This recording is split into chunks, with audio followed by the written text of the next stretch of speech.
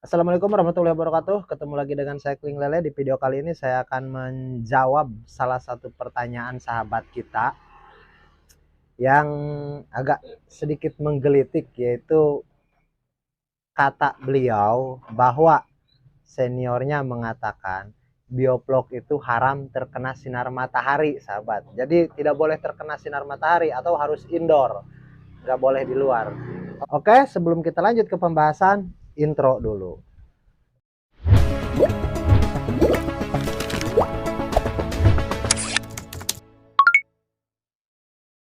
Oke sahabat, yang tadi sahabat saya bilang soal bioplok, dan sebenarnya bioplok itu mau indoor ataupun outdoor itu sebenarnya nggak masalah. Cuman kalau dibandingkan bagusnya, bagus mana, yaitu bagus outdoor atau di luar atau yang terkena sinar matahari langsung. Sebab pembentukan plok itu dia terjadinya plok itu dikarenakan beberapa jenis bakteri mikroorganisme yang menjadikan plok itu sendiri. Itu maksudnya. Jadi kalau di sini dikatakan sahabat kita bioplok itu nggak boleh kena sinar matahari, itu haram hukumnya, nggak boleh itu, kecuali groundwater system gitu. Karena pertanyaan sahabat kita itu begitu. Jadi emang bener bang, bioplok itu nggak boleh terkena sinar matahari kecuali groundwater system. Dan sebenarnya saya sudah beberapa kali jawab soal groundwater system. Groundwater system itu fase, itu bukan sistem. Kalau bioplok itu sistem. Kenapa saya bisa katakan sistem kalau bioplok? Bioplok itu ada hal-hal yang dilakukan, dipersiapkan untuk menjadikan plok. Makanya itu sistem. Terus sistem RAS itu pun sama. Ada perlakuan-perlakuan khusus untuk mengubah amonia menjadi nitrit supaya hasilnya nitrat. Itu pun sebuah sistem yang dilakukan. Nggak bisa terjadinya dengan sendiri. Kalau groundwater system atau red water system itu sebenarnya bukan sistem sebenarnya. Karena itu didiamkan begitu saja pun dia akan hijau sendiri. Dia akan mengubah tekstur air itu sendiri. Jadi air itu dari bening akan menjadi hijau muda sampai hijau pekat seperti itu. Jadi itu bukan sistem itu.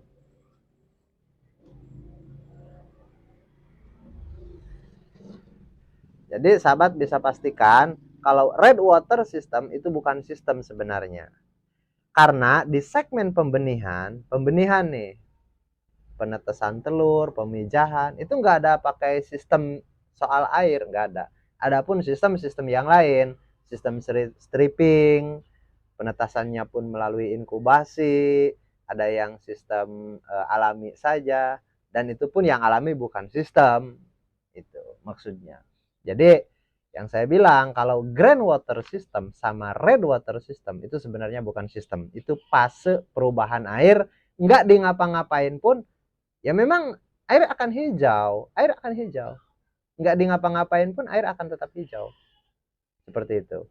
Jadi kalau sahabat mempunyai pemahaman air hijau itu harus pakai cara ini itu macam-macam, itu kurang kurang apa namanya, bagi saya itu pun pemahaman yang salah begitu.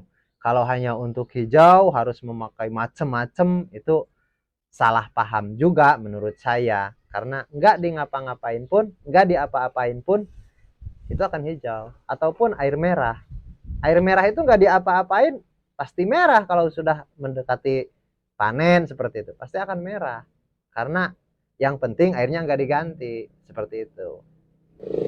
Terus kalau dikatakan haram terkena sinar matahari, ini kan bukan, sebenarnya haram itu bukan dalam artian haram hukum apa namanya, hukum haram halal, bukan. Maksudnya Maksud beliau ini diharamkan itu karena tidak bolehnya terkena sinar matahari begitu. Dan saya yang mau bertanya balik. Pertanyaannya, di BBI, Bioplok, itu semuanya di luar. Bahkan banyak di perusahaan-perusahaan besar semuanya di luar. Meskipun ada beberapa perusahaan yang indoor, yang di dalam. Tapi sebenarnya kalau yang di dalam kebanyakan menggunakan sistem RAS. Sistem RAS. Ataupun sistem air kocor seperti itu. Ada juga. Tapi kalau untuk bioflok, vlog sendiri, karena untuk membentuk vlog itu beberapa bakteri. Bakteri alga, bakteri ada lagi yang berperan lebih paling banyak berperan di bioflok itu bakteri Triobacillus. Nah, itu makin apa namanya? Itu paling banyak berperan. Terus selain itu juga di situ kan banyak mikroorganisme yang berperan penting juga di dalam pembentukan vlog itu sendiri. Seperti itu. Jadi sahabat jangan salah mengartikan lah. Jadi saya pastikan bioflok itu bukan tidak boleh terkena sinar matahari. Bahkan saya menganjurkan harus terkena sinar matahari supaya pembentukan vlognya itu lebih sempurna lagi. Supaya mikroorganismenya pun lebih banyak lagi. Karena itu sangat menguntungkan. Karena bioflok itu kelebihannya salah satunya adalah kita memanfaatkan vlog itu sendiri. Kita membangun vlog dan dimanfaatkan oleh ikan, dimakan. Karena itu mengandung protein dan gizi yang bagus. Seperti itu. Jadi jangan dibolak-balik lah. Makanya dari sini kita bisa menyimpulkan bahwa apabila kita mendapat informasi di luaran sana, sahabat harus tanya dulu kepada orang yang memberi informasi itu. Keterangan secara ilmiahnya gimana, seperti itu. Itu maksudnya. Paling tidak, kalau kita memahami secara logika, meskipun salah, kita kan bisa menerima gitu. Dan kalaupun diterangkan kenapa enggak boleh terkena sinar matahari, harusnya diterangkan juga kenapa enggak boleh. Apakah ada bakteri yang harus indoor, seperti itu. Kalau bakteri nitrifikasi memang itu nggak boleh terkena sinar matahari. Bukan nggak boleh, maksudnya kurang bagus lah. Tapi itu pun bukan dalam arti nggak boleh sih. Itu boleh saja. Gitu. Memang ada tahapan-tahapannya lagi.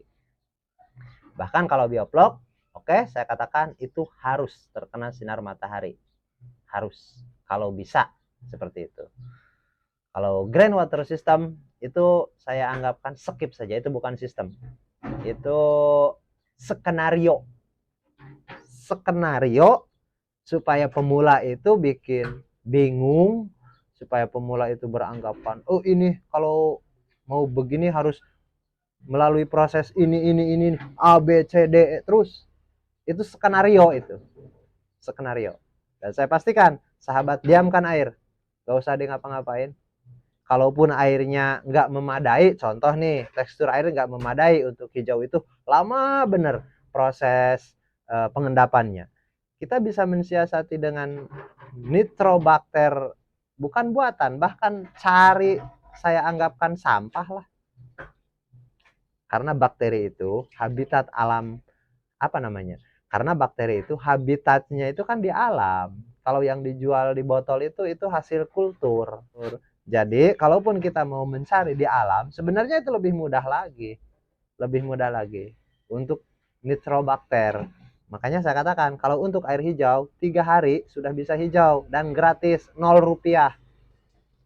Jadi jangan terlalu buat skenario yang berbelit-belit lah. Kasihan sama pemula. Itu maksudnya. Oke, sahabat bisa memahami? Jadi untuk pertanyaan bioflok boleh nggak kena sinar matahari? Justru bukan tidak boleh, ini harus kena sinar matahari supaya lebih sempurna lagi.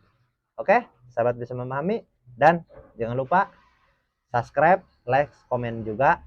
Dan untuk pertanyaan sahabat silahkan tulis di kolom komentar ataupun bisa melalui nomor WA-nya. Assalamualaikum warahmatullahi wabarakatuh.